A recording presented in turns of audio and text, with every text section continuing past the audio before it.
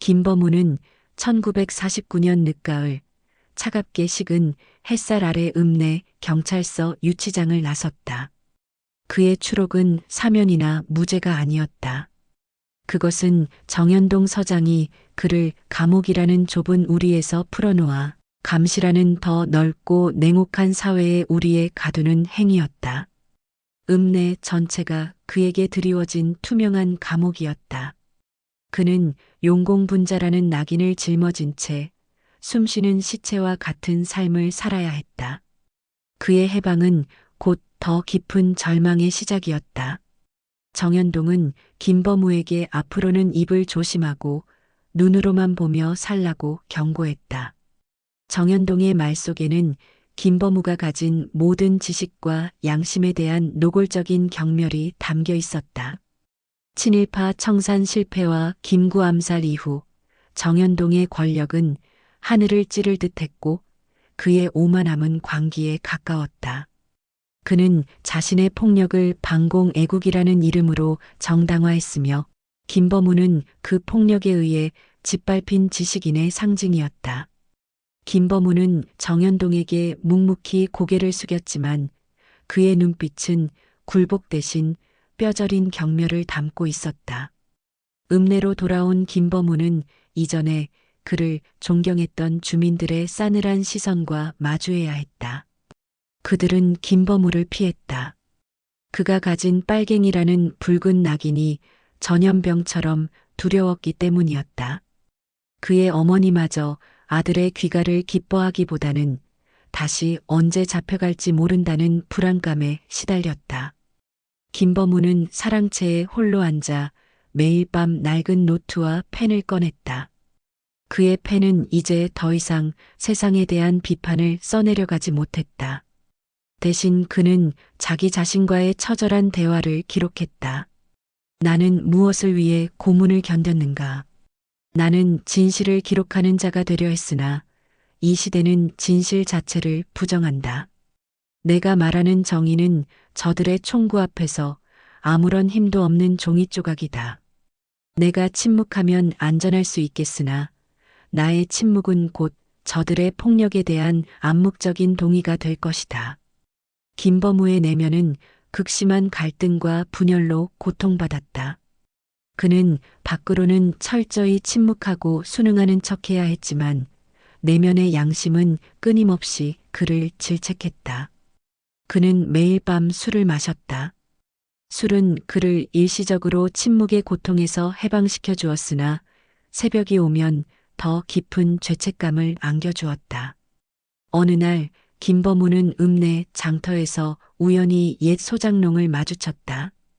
그 농민은 봉기 때 김범우의 글을 읽고 희망을 가졌던 사람이었다. 농민은 김범우를 보자마자 황급히 고개를 숙이고 피했다. 그 농민의 눈빛에는 두려움과 함께 김범우에 대한 실망감이 교차했다. 저 지식인도 결국 우리를 버렸구나. 김범우는 그 시선에 가슴이 찢어지는 듯한 고통을 느꼈다. 자신이 지키려 했던 민중의 신뢰가 무너지는 순간이었다. 이때 읍내 유지이자 악랄한 지주인 박승도가 청년단을 대동하고 장터에 나타났다. 박승도는 김범우를 보자마자 노골적으로 조롱했다. 어이, 김 선생, 감옥밥이 입에 맞았는가? 이제야 세상 물정을 좀 알겠지? 이 세상은 머리로 사는 것이 아니라 돈과 힘으로 사는 것이다. 아직도 정의 같은 헛소리를 믿는가? 허허. 박승도의 비웃음은 김범우의 양심을 겨냥한 비수였다. 김범우는 피하지 않았다. 그는 박승도와 정면으로 시선을 마주했다. 그 순간 박승도의 뒤에 서 있던 청년 단원 중 하나가 김범우에게 침을 뱉었다. 김범우는 순간적으로 폭발적인 분노를 느꼈다. 그는 더 이상 침묵할 수 없었다. 그는 청년 단원에게 걸어가 그의 멱살을 잡았다. 그의 손은 고문 후유증으로 떨렸지만 그 힘은 강렬했다. 너희들이 나를 모욕하는 것은 괜찮다.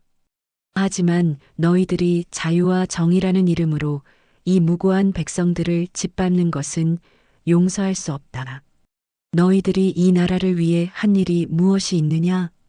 일제에 아첨하고 동포를 착취하던 너희들이 이제 와서 애국자를 자처하는가? 김범우의 목소리는 떨렸으나 단호했다. 박승도는 당황했지만 곧 교활한 미소를 지었다. 이런, 아직 정신을 못 차렸군. 청년단을 폭행하다니 다시 유치장에 가고 싶은가? 그 순간 김범우는 이 모든 모욕과 부조리를 대표하는 박승도를 향해 절규하듯 외쳤다. 니만 사람이냐? 너희들이 사람이라면 어찌 같은 민족의 고통에 눈을 감을 수 있느냐? 너희들이 사람이라면 어찌 친일의 죄를 짓고도 뻔뻔하게 고개를 들 수 있느냐? 너희들의 반공은 결국 너희들의 탐욕을 지키기 위한 방패일 뿐이다. 너희들이 인간의 도리를 저버린 채 권력의 개가 되었는데 어찌 감히 스스로를 사람이라 칭할 수 있느냐? 김범우의 이 절규는 단순한 분노가 아니었다. 그것은 시대의 부조리에 굴복하지 않으려는 지식인의 마지막 양심의 외침이었다. 박승도는 이 예상치 못한 반격에 당황하여 청년단에게 김범우를 제압할 것을 명령했다. 청년단원들이 달려들었고 김범우는 다시 폭력에 의해 쓰러졌다. 하지만 그의 외침은 장터 사람들의 귀에 박혔고 그들의 무거운 침묵 속에 잔잔한 파문을 일으켰다. 사람들은 공포 때문에 그를 도울 수 없었지만 그들의 눈빛은 김범우의 외침에 대한 깊은 공감을 담고 있었다. 정현동은 이 소식을 듣고 김범우를 경찰서로 연행하지는 않았다. 대신 그는 김범우의 집 주변에 감시를 더욱 강화했다. 그는 김범우를 물리적으로 제거하는 것보다 그를 완전히 고립시켜 정신적인 죽음에 이르게 하는 것이 더 효과적이라고 판단했다. 김범우는 폭력으로 인해 육체적으로는 더욱 피폐해졌지만 그의 영혼은 그 외침을 통해 다시 한번 굳건해졌다. 그는 이제 더 이상 침묵하는 관찰자가 아니었다. 그는 이 시대의 가장 고독한 저항자가 되었다. 그의 삶은 읍내의 모든 양심적인 사람들에게 하나의 거울과 같았다. 김범우는 밤마다 어머니의 근심을 피하기 위해 늦게 잠자리에 들었고 새벽녘에 일어나 창밖의 어둠을 응시했다. 그는 자신의 삶이 이념과 폭력의 희생양이 되었음을 인정했다. 그러나 그는 좌절하지 않았다. 그는 자신의 펜이 언젠가 이 시대를 기록할 것이라는 믿음, 그리고 태백산맥의 굳건한 생명력이 결국 모든 부조리를 이겨낼 것이라는 희미한 희망을 붙잡았다. 그의 외침은 읍내의 차가운 공기 속에 스며들어 민중의 무의식 속에 작은 불씨로 남아 다음 장의 전개, 즉 산속 빨치산들의 필사적인 움직임과 연결될 준비를 하고 있었다. 김범우의 격렬한 절규가 읍내에 잔잔한 파문을 일으키는 동안 조계산 깊은 곳 빨치산 사령관 염상진과 그의 부대원들은 가장 혹독한 시기를 보내고 있었다. 1949년 겨울이 다가오면서 토벌대의 포위망은 더욱 촘촘해졌고 식량과 보급품은 바닥을 드러냈다. 산중의 삶은 이제 혁명을 위한 투쟁이라기보다는 생존을 위한 처절한 몸부림에 가까웠다. 부대원들의 얼굴은 굶주림과 피로로 해쓱했고 병사들의 발목에는 동상의 상처가 깊게 패였다. 염상진은 알고 있었다. 이 엄동설안을 넘기지 못하면 혁명의 불씨는 영원히 꺼진다는 것을. 그는 북에서 내려올 보급 루트를 복구하거나 최소한 읍내의 동조 세력과 접선하여 겨울을 버틸 식량을 확보해야만 했다.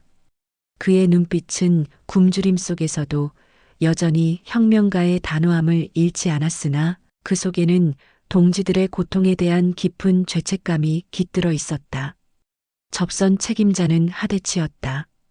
하대치는 염상진의 가장 충실한 부관이자 읍내 무당 소아와 목숨을 건 사랑을 나누는 인물이었다. 하대치에게 접선은 단순한 임무가 아니었다. 그것은 동지들의 생존을 위한 투쟁이자 동시에 사랑하는 소아를 잠시나마 만날 수 있는 유일한 통로였다. 그는 자신의 목숨보다 소아의 안전을 걱정했지만 지금은 혁명이 먼저였다. 접선 계획은 치밀했다. 읍내 외곽의 폐광산 입구 근처 오래된 느티나무 아래가 접선 장소였다. 닷새 간격으로 자정 무렵에 하대치 혼자 내려가서 암호를 교환하고 보급품을 인계받기로 했다. 암호는 민요의 한 구절이었다. 달아, 달아 밝은 달아. 첫 번째 접선 시도. 하대치는 몸에 숨겨진 단도 하나만을 의지한 채 얼어붙은 산길을 조심스럽게 내려왔다. 그는 토벌대의 매복에 대비하며 마치 그림자처럼 움직였다. 읍내에 가까워질수록 공기는 낯선 문명과 공포의 냄새로 가득했다. 그는 잠시 소아의 집 방향을 바라보았으나 이내 고개를 돌렸다. 사적인 감정은 혁명의 성공 후에나 허락된 사치였다. 느티나무 아래에 도착한 하대치는 30분을 기다렸다. 시계는 무거운 침묵만을 알렸다. 약속된 접선자가 나타나지 않았다. 하대치는 불안해지기 시작했다. 혹시 접선자가 경찰에 잡혔나? 아니면 변심한 것인가? 읍내의 공포 분위기를 생각하면 동조자들이 변심하는 것은 너무나 자연스러운 일이었다. 그는 나무 아래 땅바닥을 조심스럽게 더듬었다. 혹시 접선자가 남긴 비밀 메시지나 표식이 있을까 해서였다. 그는 아무것도 찾지 못했다. 하대치는 염상진에게 돌아갈 염치가 없었다. 그는 두 번째 접선 날짜를 기다리기 위해 근처의 폐가에서 숨어 지냈다. 폐가는 쥐와 찬 바람만이 그를 맞이했다. 그는 닷새 동안 굶주림과 싸우며 밤마다 읍내의 동태를 살폈다. 그는 경찰서장 정연동의 패거리가 밤마다 술에 취해 난동을 부리는 소리를 들었다. 그들의 웃음소리는 혁명가들의 고통과 대비되며 하대치의 분노를 더욱 키웠다. 닷새 후 두 번째 접선 날. 하대치는 다시 느티나무 아래로 내려갔다. 이번에도 아무도 나타나지 않았다. 하대치의 가슴은 무겁게 내려앉았다.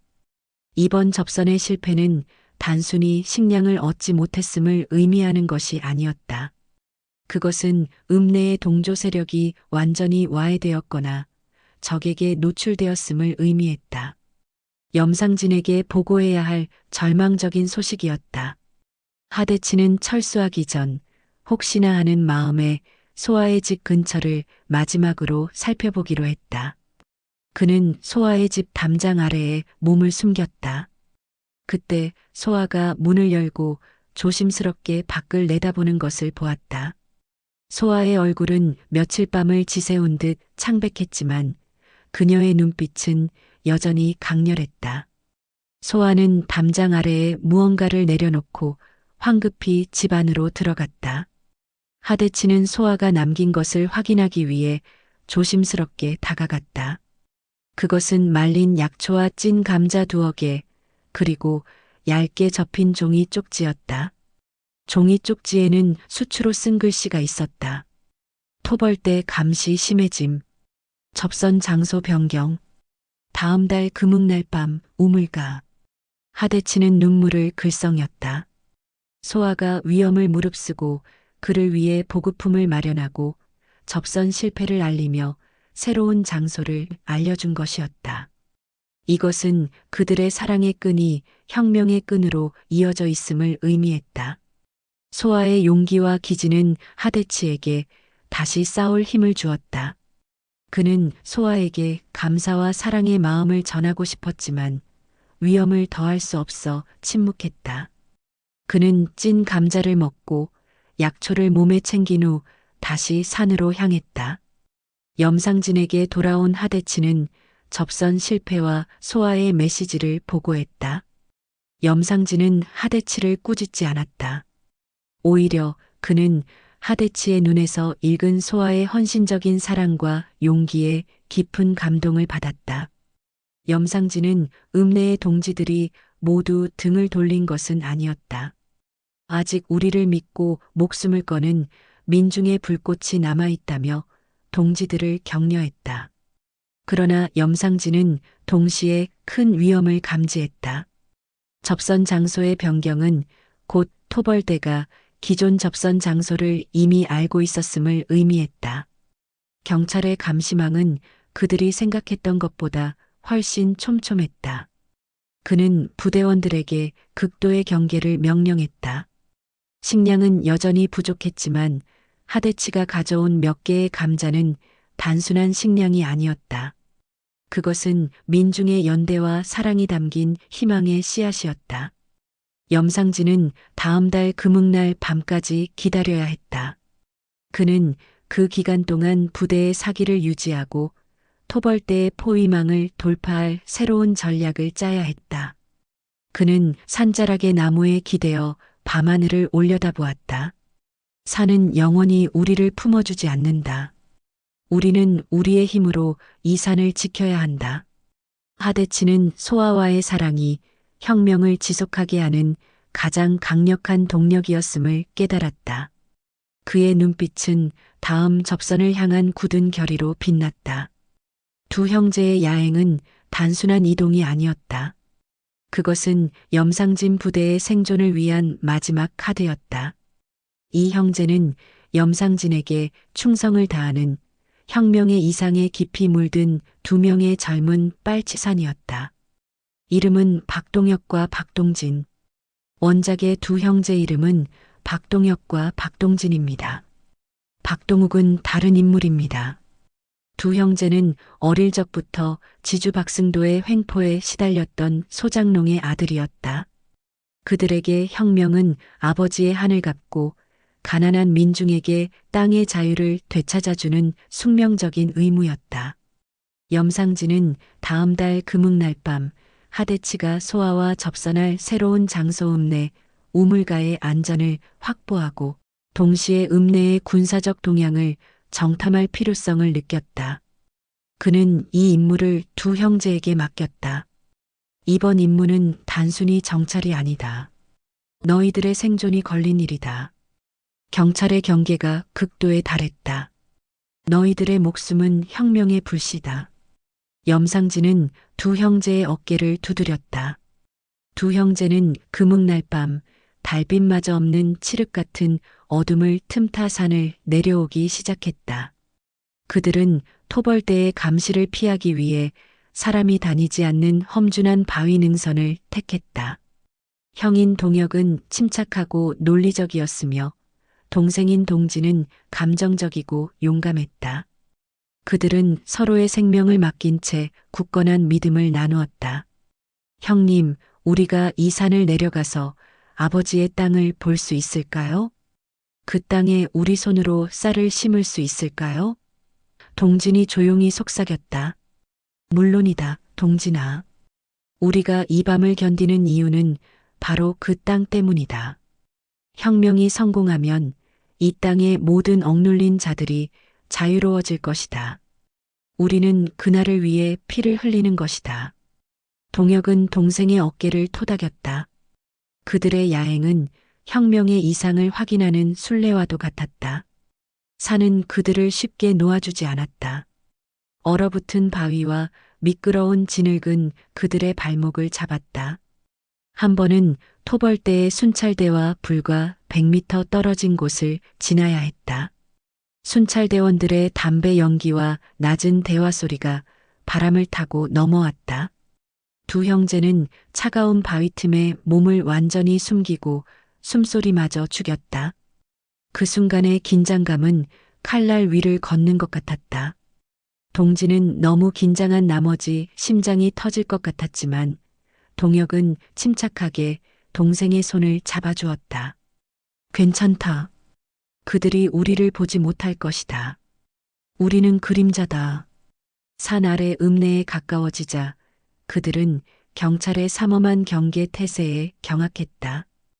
읍내로 통하는 모든 길목에는 청년단과 경찰의 검문소가 설치되어 있었고 밤마다 불빛이 읍내를 감시하고 있었다. 마치 거대한 감옥 같았다. 두 형제는 읍내 외곽의 숲속에 몸을 숨겼다. 그들의 임무는 하대치와의 접선 장소인 우물가 주변의 안전을 확인하는 것이었다. 우물가 주변은 읍내에서도 가장 외진 곳이었지만 그곳에도 감시의 눈은 드리워져 있었다. 그들은 밤새도록 우물가 주변의 지형과 감시망을 파악했다. 그들은 경찰이 우물가 주변에 잠복 초소를 만들었을 가능성을 염두에 두었다. 동혁은 정찰 과정에서 읍내 사람들의 삶을 엿보게 되었다. 굶주림과 공포에 질린 농민들의 얼굴, 그리고 박승도의 집에서 흘러나오는 흥겨운 술자리 소리. 이 극명한 대비는 그들의 혁명 의지를 더욱 불태웠다. 정찰을 마친 후 동혁은 동생 동진에게 말했다. 우물가 접선은 위험하다. 경찰이 잠복했을 가능성이 90%다. 하대치 동지에게 다른 장소를 알려야 한다. 그들은 염상진에게 돌아가기 전에 읍내 동조자 중 한 명인 늙은 농민의 집을 마지막으로 방문하기로 결정했다. 그들은 읍내에 숨겨진 비밀 통로를 이용해 농민의 집에 잠입했다. 늙은 농민은 그들을 보고 깜짝 놀랐다. 그는 두 형제에게 찐 옥수수와 된장을 내어주었다. 옥수수를 먹는 두 형제의 눈에는 눈물이 고였다.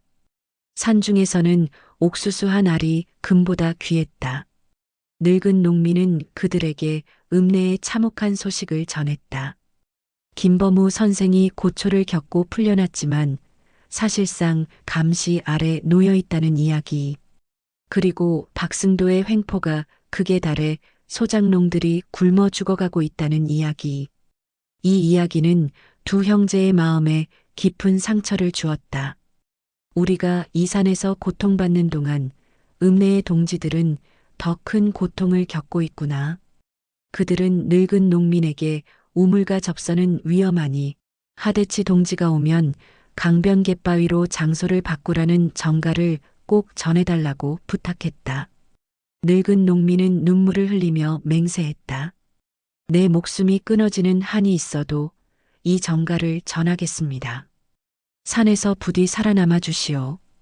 우리가 다시 만날 날을 기다리겠습니다. 새벽녘 두 형제는 다시 산을 오르기 시작했다. 그들의 발걸음은 내려올 때보다 훨씬 무거웠다. 그들의 몸은 옥수수로 잠시나마 배를 채웠지만 마음은 읍내 민중들의 고통으로 가득 찼다. 그들은 자신들의 혁명이 이처럼 잔혹한 현실 앞에서 얼마나 외롭고 힘든 길인지를 다시 한번 깨달았다. 동혁은 산을 오르며 다짐했다. 우리가 이 어둠을 걷어내고 반드시 읍내에 자유를 가져다 주겠다. 두 형제의 야행은 비록 짧았지만 그들에게는 혁명의 현실과 민중의 고통을 직접 목격하는 중요한 경험이 되었다. 그들이 가져온 읍내의 정찰 정보와 접선, 장소 변경의 정갈은 염상진 부대의 생존에 결정적인 영향을 미칠 터였다.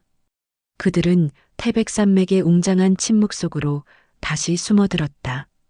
그들의 야행은 다음 장에서 하대치와 소아의 운명적인 접선, 그리고 토벌대의 잔혹한 소계령으로 이어질 중요한 연결고리였다.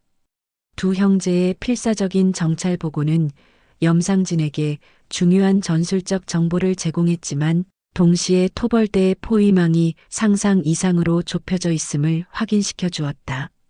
경찰서장 정현동은 빨치산 잔당을 완전히 소탕하기 위해 결정적이고 잔혹한 조치를 실행에 옮겼다. 바로 태백산맥 주변 산간 마을에 대한 소계령이었다. 소계령은 군사작전의 일환으로 빨치산들이 식량과 보급품, 그리고 정보원을 얻는 거점인 산간 마을 주민들을 강제로 평지나 읍내로 이주시킨다는 명령이었다. 이 작전의 목적은 산과 마을을 완전히 분리하여 빨치산의 생명줄을 끊고 그들을 고사시키는 데 있었다. 정현동에게 이 소계령은 방공투쟁의 가장 효율적인 수단이었다. 그러나 주민들에게는 이것은 삶의 터전을 파괴하는 야만적인 폭력이자 민족적 비극이었다. 1950년 초 차가운 바람이 부는 아침, 청년단과 무장경찰들이 산자락 마을을 덮쳤다.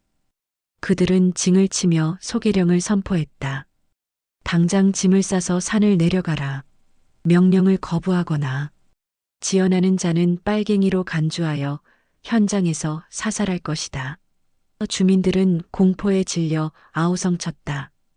그들의 삶의 터전인 집과 논밭을 두고 떠나야 한다는 사실에 노인들은 통곡했다. 마을 주민들에게는 선택의 여지가 없었다. 그들은 최소한의 생필품만을 챙겨야 했다. 소와 염소, 그리고 1년 농사를 지탱할 농기구는 두고 가야 했다. 경찰은 주민들이 혹시 빨치산에게 전달할 식량을 숨기지 않았는지 철저히 검사했다. 아이들은 울부짖었고 노인들은 넋을 잃은 채 경찰의 명령에 따라 평지로 향했다. 이 행렬은 마치 전쟁 난민의 행렬과 같았다. 가장 처참했던 것은 마을을 떠나기 직전의 풍경이었다. 경찰은 주민들이 돌아와 다시 살지 못하도록 모든 집과 곡식 창고에 불을 질렀다. 화염이 하늘로 치솟았고 수백 년 동안 이어져 온 마을의 역사가 한순간에 잿더미로 변했다. 주민들은 자신들의 집이 타들어가는 모습을 멍하니 바라보았다. 그들의 눈에는 눈물 대신 피눈물이 고였다. 이것은 물리적인 파괴를 넘어선 민족 공동체의 정신적 파괴였다. 소계령은 빨치산 부대에도 치명적인 영향을 미쳤다. 염상진은 산 능선에서 마을의 불길과 연기를 보았다. 그는 분노와 절망으로 몸을 떨었다. 저것이 바로 저들이 말하는 자유민주주의의 실체다. 우리의 생명줄을 끊기 위해 민중의 삶을 파괴하다니. 염상진은 당장이라도 산을 내려가 토벌대와 싸우고 싶었으나 이미 주민들이 떠난 마을에 달려드는 것은 자살 행위나 다름없었다.